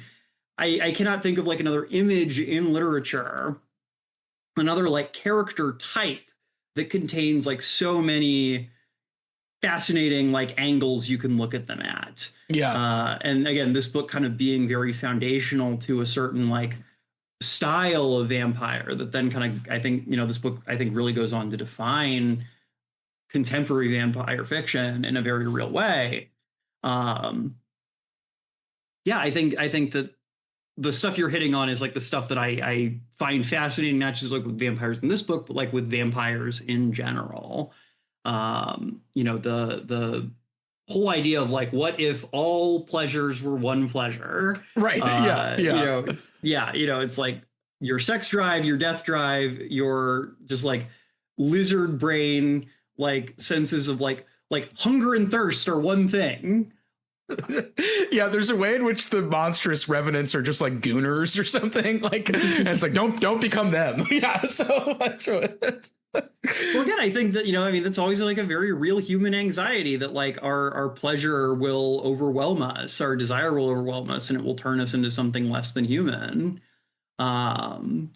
And again, I think that like Louis is really interesting from the standpoint he's self-narrativizing. Yeah. You know, there's this way in which like it feels like this interview is this attempt to like keep himself conscious. You know, there's some interesting passages where he reflects on how he perceives the world differently than a human does, how time feels different to vampires because they're immortal. Right. You know, he says like years and nights like blend into each other, which both becomes like a very handy way for Anne Rice to just kind of like hand wave away like decades. It's kind of like, oh, the same stuff was basically happening the entire time here. Well, and Louis could be like, yeah, I got really into like reading French novels and then 50 years passed or something like that. Like, which again is why I would take being a vampire in a heartbeat. It was finally time. Like, have you seen Only Lovers Left Alive? I still need to see that. I've heard it's pretty good. It's great. Tilda Swinton's a vampire. Is just like she's read she's finished our podcast. She's read every book. Yeah, I heard that like, and I was like, of course Jim Jarmusch would be like, vampires would just have time to get into their interests. Like it just adds up completely with what he's into. So yeah. Yeah, no, definitely a great pairing with this book. I would recommend giving that a watch at some point, both to you, Ben, and to listeners who haven't seen that film yet. Lovely movie. I've lost my train of thought just a little bit here. But yeah, like the way that time functions and memory functions. And there's this way in which, like, again, I think it's really interesting that she says that. And Louis says, like, oh, I got really into reading French novels and 50 years passed. I can point to periods of my life that feel like I can narrate them similarly. Yeah. Like, oh, I was doing this a lot. And then it like, oh, all of a sudden, like 5 years had passed. Like if you like grill me for like more details, I can give you more details. But like, depending on the way I'm narrating my life, who I'm narrating my life to, I'm going to highlight certain things. Certain things are going to come to mind because self-duration is not like a conscious task. Like, we don't control our thoughts, we don't control our memories. So again, there's something that to me is really fascinating there about the way in which like the only people in this book are vampires. Yeah. Humans are NPCs. But in doing that, and again, I think that that's something that's really interesting in vampire fiction, particularly vampire fiction like this, that like vampires have to kill. Right. You know, this is not like a world where, oh, you can just like sip a little bit on a human, or, you know, again, I guess seems like Louis could continue to eat rats and like survive, but it wouldn't be satisfying. Yeah, and so to do just a bit plot stuff to make a point about that, Claudia basically ends up getting killed by what is thought to be members of the Theater of Vampires, because at one point Louis and Claudia decide that we got to kill Lestat. He sucks. He's making our lives worse. He's sort of got power over us, which we haven't touched on. So Claudia kind of kills, well, seemingly kills Lestat. And then when they go to Paris to meet these polycule vampires that we've referring to, they like eventually find out that Claudia killed Lestat, and so they need to kill Claudia because she has transgressed the one vampire polycule law. And there's a way in which Louis finally takes revenge, and he basically becomes death personified. And I just wanted to point out there's this scene where he decapitates a vampire with a scythe and then punts the vampire's head, which like I think is like one, just an incredibly grisly scene, but also like really great for like Gothic literature. Just that like you could have like a vampire wielding a scythe cut off an evil vampire's head and then punt his head like a soccer ball down a burning hallway. Like that's why we read Gothic literature, folks, for stuff like that. And so we haven't touched on Lestat getting killed, but then Lestat comes back because Lestat wasn't killed properly because Claudia and Louis don't know how to kill a vampire, and then later there's a reveal as to who actually killed Claudia, which we can save for later if we want to. But yeah. I think that's like how Louis becomes like he takes advantage of death in the way that you were talking about, or he like takes death, you know, actively.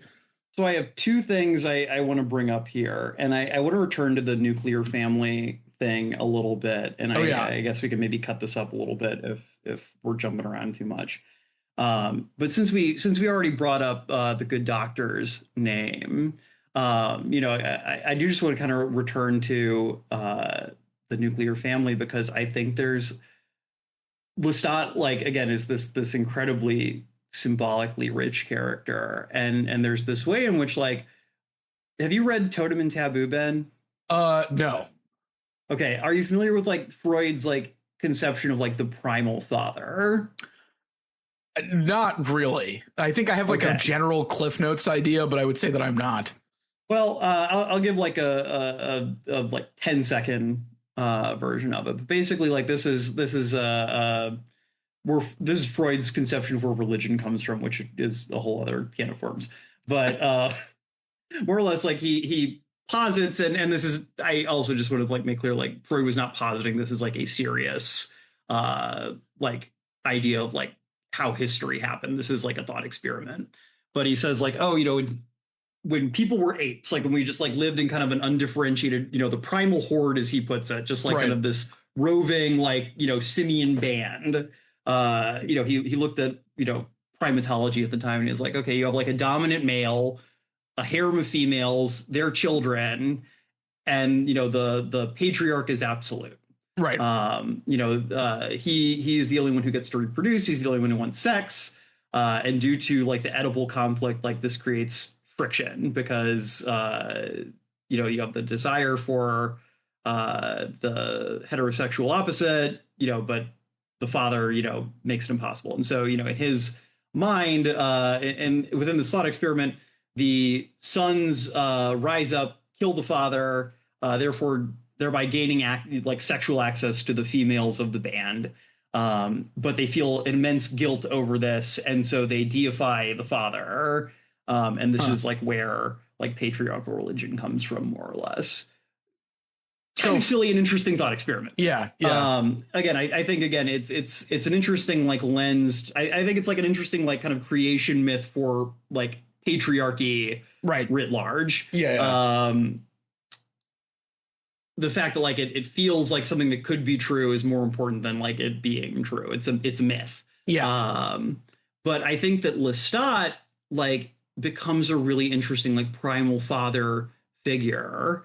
He crucially like he is both like Louis' gay husband, but also his father. He's the one who's made him into a vampire. Right. So there's this incestuous angle there. He's made Claudia with Louis' help in a way, but he's definitively in the paternal role. Yeah.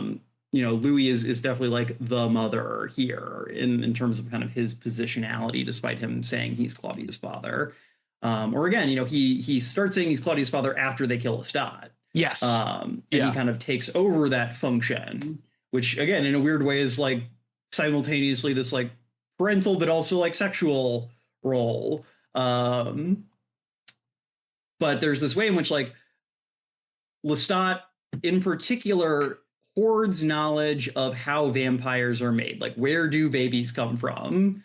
We kind of see how it happens in terms of like you have to drain all the blood out of a person, then you like feed them vampire blood back, and that turns them into a vampire. But clearly there's some other like force of will or something that like needs to happen. The will to become a vampire. Yeah.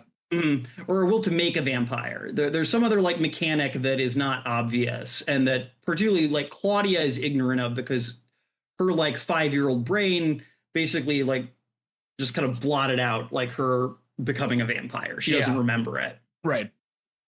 And so like Lestat is hoarding sexual knowledge more or less from his children. Yeah. And they, it creates friction to the point that they rise up and kill him, and at least symbolically begin having sex with each other. Yeah, I mean, and also kind of deify him. Like he becomes like Louis is constantly thinking and fearing Lestat. I mean, there is like a level on which that is because they know Lestat is still alive and could potentially be looking for them. But it is this way, like they are. Again, it's this very interesting way that this book is like working on multiple kind of registers. Lestat is alive. He is hunting them. He is also like a ghost in like a gothic sense. Like he is haunting them. And he's disfigured when he returns, which is described in detail, which is great. And he has a crazy twink.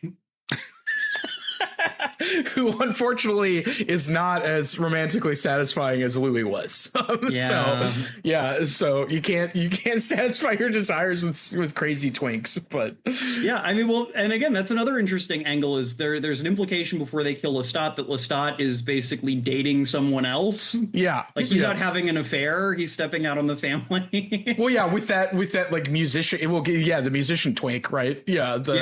Who like plays like dissonant music, which I thought was a nice detail. But in terms of like Louis again is like a reliable or unreliable narrator. Like Louis even does think like maybe he's thinking about making this guy a vampire. I don't think he fully is willing to confront the idea that like, oh, Lestat loves someone else. Lestat like wants to be with someone else.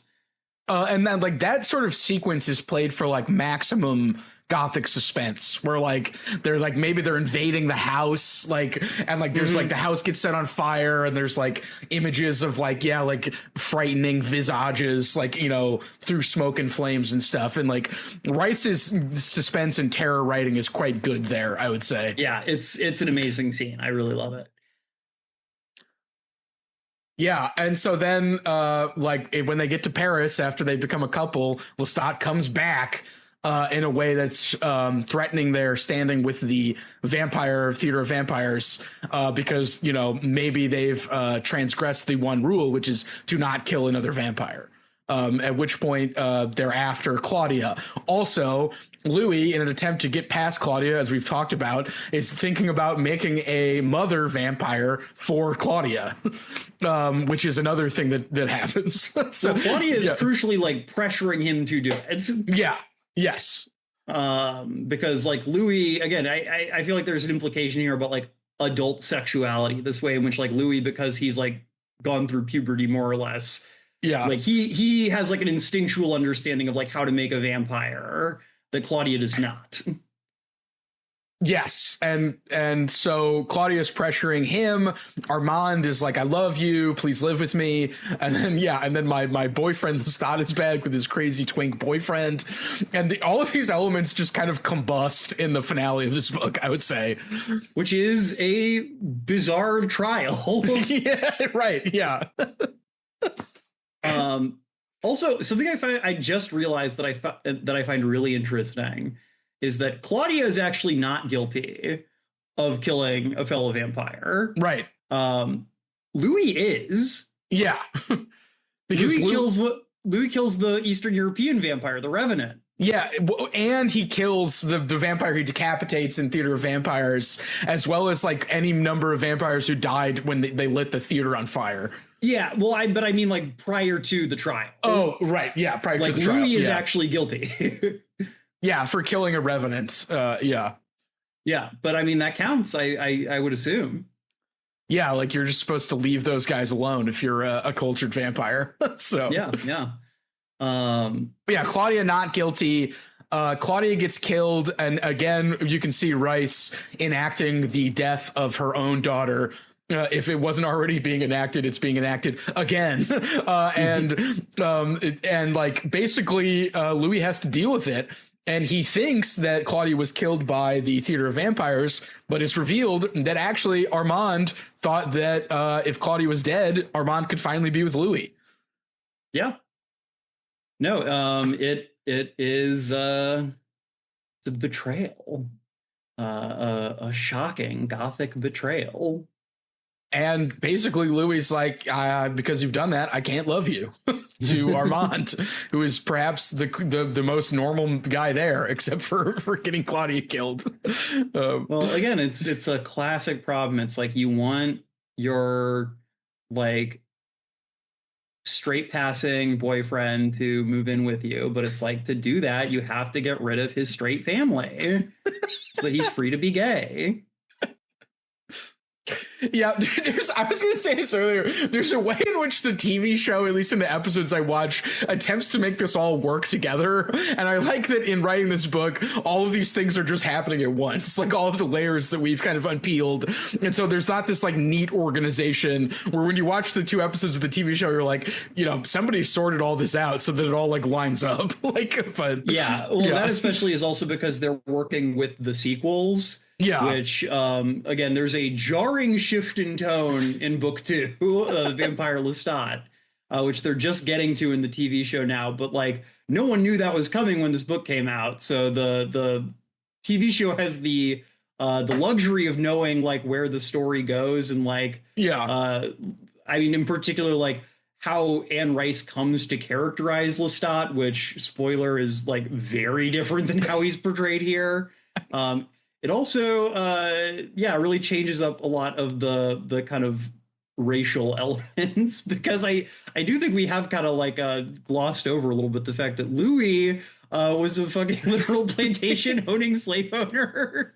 See, I was thinking about this and I was like, I think it's interesting that he is like, before he becomes a folkloric vampire, he is in a sense a vampire of capitalism, but it's not really like touched on. Like it's just like, oh, he's a slave owner. Well, it's another thing. I mean, I think it's in there a little bit. There's a bit later where Lestat more or less says like vampires reproduce through slavery. Oh yeah. We find someone we want to turn, we like turn them, and then we like make them serve us. I mean, because I think he says that about Lestat, basically. Like Lestat did that to me, right? Something like that. Yeah. And so there's this way in which that's again, maybe it's not as like front and center as it might be were this book written now, in terms of like, oh, Louis is someone who's used to being a master who's been converted into a servant, and like maybe that is part of like why he's acting the way he is. He has these ideas about like what being subservient means, and it means being completely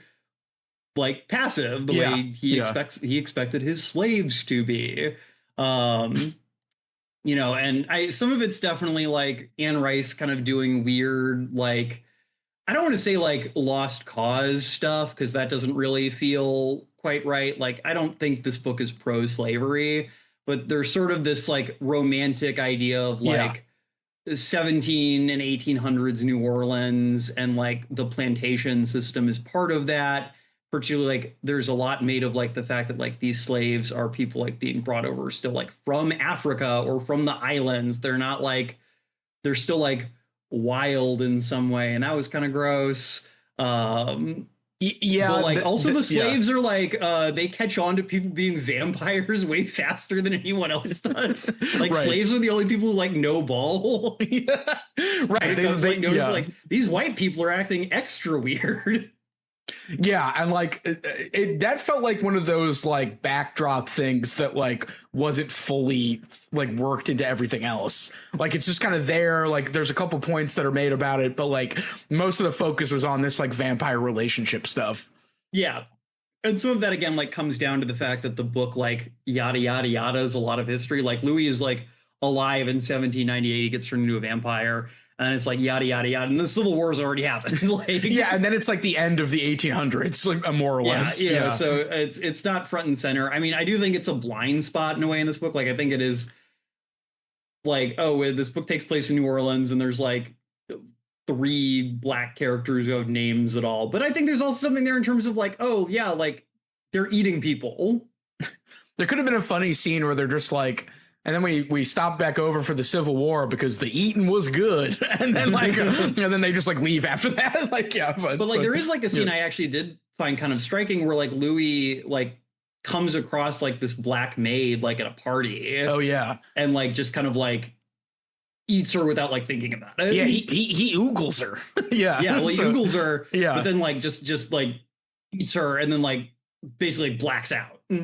Yeah, which like again is an interesting commentary on white slave owners preying upon their slaves, but is also like not fully worked into the thing. So yeah, I mean, it definitely feels like it's working on kind of like a subconscious level there, but it's in there. Like, it's not like it's completely ignored. It's just not handled. It's definitely like not handled with like the tact that I think you would maybe expect today. Like, I don't think you could write this book today without like some kind of very heavy. I mean, there's a reason why the current show just like makes Louis like a Creole like black man, and a pimp. and like it moves everything forward in history so that the story like starts in like 1890. And like Louis is like a mixed race man living in New Orleans, and like he's like a pimp. And so like there's still that idea of like kind of human consumption and abuse of your lessers, but it's a little less like you're able to like root for him and like find him to be a likable person a lot more easily. Right. In a way that I feel like it just like if he was like literally like on a plantation like watching people pick cotton in 2026, I feel like it'd be a lot harder to then be like, I like this character. Apparently the movie just kind of keeps all that, which like I was looking at some commentaries on it, and they're all like, yeah, kind of weird to think about. Like, just leaving the 90s that all were a different time. Right. Yeah. I mean, I did find myself thinking about that from the standpoint of like when this book was written, and just kind of like what feels recent to a given like historical era. There's this way in which like I'm sure in 1970, like the Civil War, I mean, I'm not saying it felt like close, but like the stuff that feels like the show kind of like the big historical eras are like the 1910s to like 1920s, and then like the 1940s during World War II. Yeah. And then like a little bit after. And like those are like places that feel like far enough back in history to us, whereas like I think probably for Anne Rice writing this in the 70s, like the 1940s probably didn't feel that far away. Like she was alive in 1941, even if she didn't like have probably a lot of memories of literally being an infant. Right. Yeah. But again, it's this. It kind of makes you. It kind of puts you in like that vampire mindset of like, oh wow, how does the scope of history and the flow of time. Right. Yeah. An abyss as profound as 10,000 years or whatever they say in that movie. Yeah, I mean, and I think you definitely feel it in the book too. So yeah. Oh yeah, absolutely. But I mean, again, I think it's really interesting the way that like for a lot of the book, like it actually becomes really hard to tell what year it is. Like yeah, just based on the theater of vampires, was I able to guess that it was like late 1800s because it sounds a lot like the Grand Guignol performances that happened towards the end there. So well, yeah, and like there are moments like I feel like when there are moments where kind of like history will kind of like become clear enough as to what's going on. But like I remember there's a bit when they're living in New Orleans and like it says like Lestat like would ask us like, you know, who we thought was going to win the war. And I was like, which war? Right. And I think it was supposed to be the Civil War, but again, in this way that like kind of made me feel like kind of like a vampire. It was like I was like kind of mixing up with the show, and I was like, well, maybe they're talking about World War One. Like, are we already World War Two? Right. Yeah. Where am I? Yeah. Yeah. But like, time becomes kind of meaningless in this way that's really interesting. Yeah. Yeah, I mean, I feel like I could like come up with more to talk about, but yeah, I was gonna say like I feel like we're getting to a point where it's like I don't know, maybe we just do the Vampire Lestat at some point, and I can talk more about this.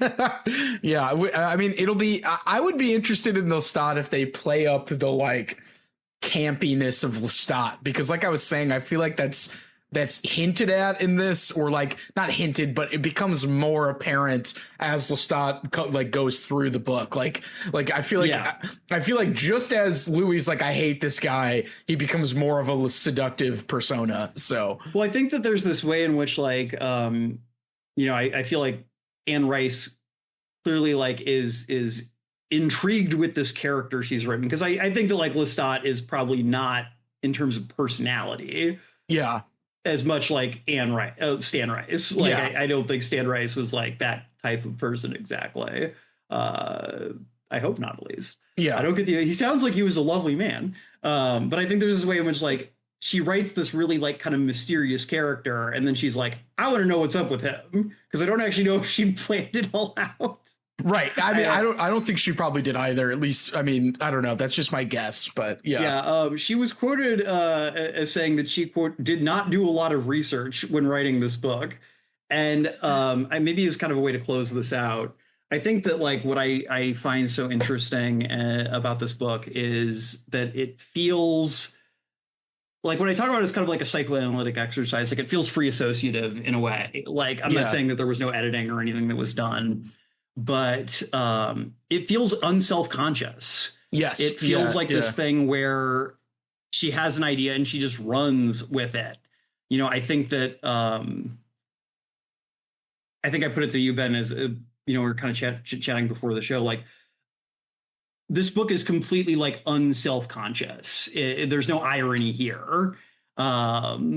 It's just doing the thing that it wants to do. And it's not winking at us. It's not like, oh, isn't it crazy that, you know, again, I feel like in a more contemporary book, there'd be like a temptation to kind of be like, to do like, and then that happened kind of humor. It's like, oh, like vampire, like, I don't know, like vampires, it turns out, fuck, I'm losing my train of thought here.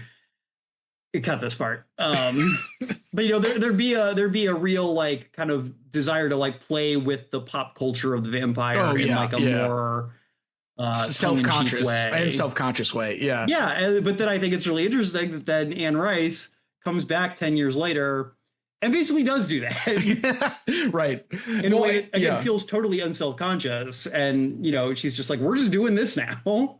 Yeah, and from my end, I think, like I talked about with that Donoso quote of like authors like actively exercising demons as they're working on stuff. And the way Donoso talks about that is that like for every external, like I'm talking about vampires, I'm talking about this setting, there's an internal, like these are all of my issues that I'm interested in from an like individual standpoint.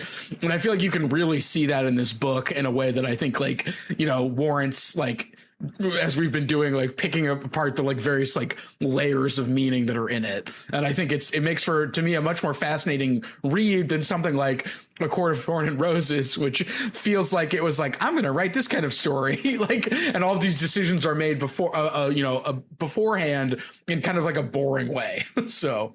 Yeah, I mean, if we want to choose to like read the work of art as like a symptom, which I think is a valid like psychoanalytic thing to do to some degree, this is like a personal symptom. Yeah, this is Anne Rice like dealing with her personal demons. A Court of Thorns and Roses, I feel like is a cultural symptom. Like I feel like I can pull a lot about like culture at the time that book was written and the time that book was popular. And you could also do that with this book too, like obviously. But like I see so little of, and maybe this is just like the kind of modern PR machine and the fact that Anne Rice was clearly very willing to be very open about like her thoughts and feelings in a way that I feel like people would tell her now, like, hey, cool it. Like your agent would be like, can you not say all that stuff? Yeah, can you cut this out? Yeah. So but I don't feel like I see Sarah J. Maas as a person in the same way that I see Anne Rice as a person like through this book. Yeah, I agree. Well, anything else you want to say about Interview with a Vampire before we close out today, Ben? I think like we talked about, recommendations would be, as you mentioned, the Only Lovers Left Alive Jim Jarmusch movie, which I'm going to check out. Definitely the TV show. And, just because I'm crazy, read Freud's Beyond the Pleasure Principle, which was also written to process the death of a daughter. So, bring up that part in a way that we don't have time to get into, but I realized after I finished it and I said, that's interesting. So, yeah. Cool. Well, listeners, thank you so much for joining us today. I know we're like coming up to 2 hours, so I'm going to keep the outro brief. New season started up. We're going to be back next week with the first 2 parts of The Tunnel by William Gass. Technically the first 3 parts, but yeah. My bad. You're right. The first quarter of The Tunnel. Anyway. Could be a fun season. So we'll talk to you soon. As always, if you want to contact the show, you can reach us at infinitelibrarypod@gmail.com. We're not as active on the socials as we have been recently, but you can still follow us on Blue Sky or Twitter. But until then, I've been your host, John. I've been Ben. Semper Books. Semper Books.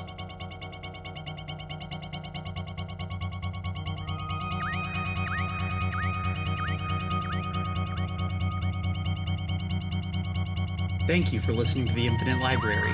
If you liked our show, we hope you'll subscribe and leave us a review on Spotify, Apple Podcasts, or the podcast app of your choice. It helps us a lot. If you want to follow us on social media, we can be found on Twitter, Instagram, and Blue Sky at Infinite Library Pod. If you'd like to contact our team directly with episode ideas or feedback, email us at infinitelibrarypod@gmail.com. Our intro music is by Amos Legend in the Forest of Mayhem.